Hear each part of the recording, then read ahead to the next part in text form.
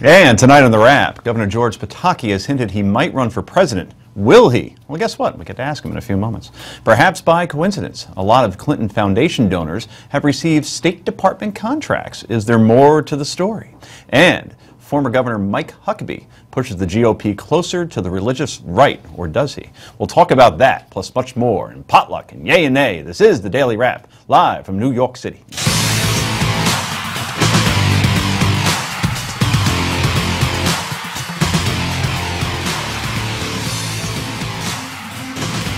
And welcome to the show. I'm Joe Concha with the most non-eligible singles in New York. I think, anyway. We'll get to the bottom of that. Super Attorney Heather Hansen, even though no ring on the finger, but from what we understand, very exclusive with a certain media member.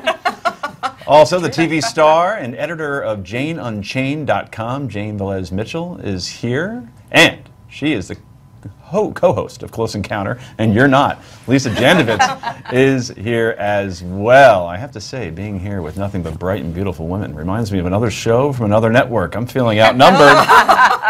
Ignore that. Let's go to the Daily Download.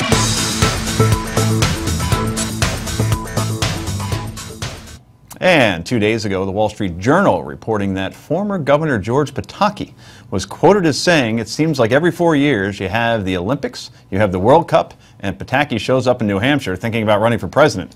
But is Mr. Pataki serious this time? Well, the governor joins us now. Governor, thanks for joining us. We appreciate it. Nice being with you, Joe. So you're in Las Vegas. Very good. I would imagine you're going to be staying for the Mayweather-Pacquiao fight. I guess that's in about 10 days. Unfortunately, I'm not going to be able to hang out here that long, but I am going to be speaking tonight at the Republican Jewish Coalition Spring Retreat. Okay, excellent. So we just read that quote from the Wall Street Journal, and it seems from everything I've read, you're much more serious this time about jumping into the Republican race. Is it because so few are stepping forward on the GOP side to run for president? You know, Joe, you have a great sense of humor, and there are a large number of good, qualified, competent Republican candidates. But I am far more serious than I've been in the past, and it's very simple. The conditions are far much more challenging. The need for change is that much greater. Things have gotten worse over the course of the last 6 years, and I honestly believe that our freedom is at risk. It's at risk here domestically because we have politicians in Washington who want to dictate how they run our lives as opposed to listening to us, which is the way this government's supposed to function. And it's at risk globally because of the lead from behind, weaken our military strategy of the Hillary and Barack team. And I think we have to change that. I think we have to win the next election and change the direction of this country.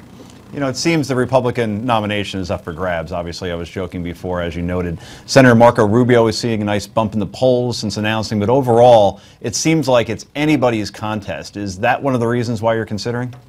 Well, I think really what it comes down to is if you believe in the need to change this country and you believe you have the ability to not just win an election, but once you've won that election, dramatically change a difficult government, then you shouldn't sit on the sideline. And I look at Washington and I look at the spirit of Americans, and it reminds me a lot of New York when I ran for governor. People said I couldn't win. They said if I did win, I couldn't change the government. It was too entrenched, too many people depended on welfare and other programs.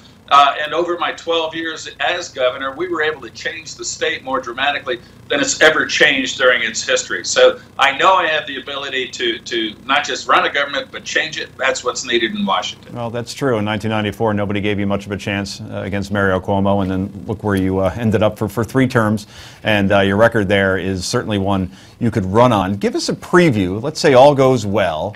What would the Pataki White House look like if you did decide to run and you did win? Well, first, it would have smaller staff. I honestly think that one of the most important things we have to do is shrink the size of the government. And I would propose reducing the workforce in Washington over time by at least 15%. And people are going to say, well, that's kind of dramatic. When I was governor of New York, when I left, we had reduced the state workforce by over 15%. Joe, we got to throw out our tax code. You know, we just finished doing our tax returns. It is 74,600 pages of incomprehensible gobbledygook that creates loopholes and exemptions for special interests and taxes the rest of us way too much. Throw it all out, keep a few exemptions, dramatically lower the rates, and grow the economy. And then we have to replace dependency with opportunity. Too many people have become dependent on government. We grow the economy, we create jobs, we incentivize people to work instead of depending on government. I did it as governor. When I left, we had over 1 million fewer people on welfare. I know we could do it here in this country as well. You know, Governor, you spoke about economic issues, and it seems like you have a pretty clear, cohesive message in that regard.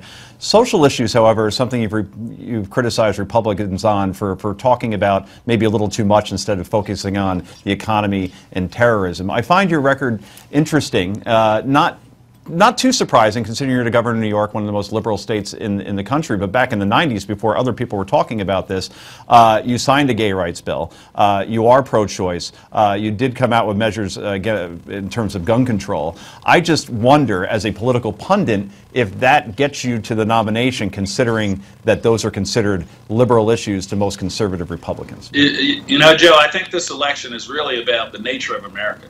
Are we going to be a government, a country, where the people in Washington dictate how we live our lives? And it's not just social issues, which I strongly believe we should leave to the states and the people. I don't want politicians in Washington telling me how to live my life. Leave it to the states, leave it to the people. And I also don't want politicians in Washington telling me every type of health care that every American has to have across this country, how we can run our businesses or create a small business. Reduce the size, the power of Washington, get them off our backs, out of our lives, leave control to the states, and ultimately, as it's supposed to be in America, to the people. You know, Governor, this not only is a nationally seen show, this could be seen around the world. So right now, I am giving you the opportunity to announce your candidacy for president on this air, and then who knows where it can go from there. So the ball's in your court, sir. What an exciting opportunity, and I have to appreciate your giving me that very, very much. But sadly, I'm not prepared right now to make that declaration. I did say I'm closer than I've ever been. The need for change is greater than it's ever been, certainly in my lifetime. I know I cannot just run a government, a difficult government well, but I can change it. That's what we need in America. Excellent. Can you at least give us, and we only have about 10 seconds, a general time of when you may announce whether you're running or not? You know, assuming I do at some point, it would be certainly this spring, I believe. Okay, great. Well, we're in spring, so this could be happening tomorrow for all we know. It's cold, but we're in spring. Oh, you better believe it. But in Las Vegas, you're in the right spot. Anyway, Governor, thanks so much for joining us. We appreciate it. Thank you, Joe. Good being on with you. Back with more Rap in a moment.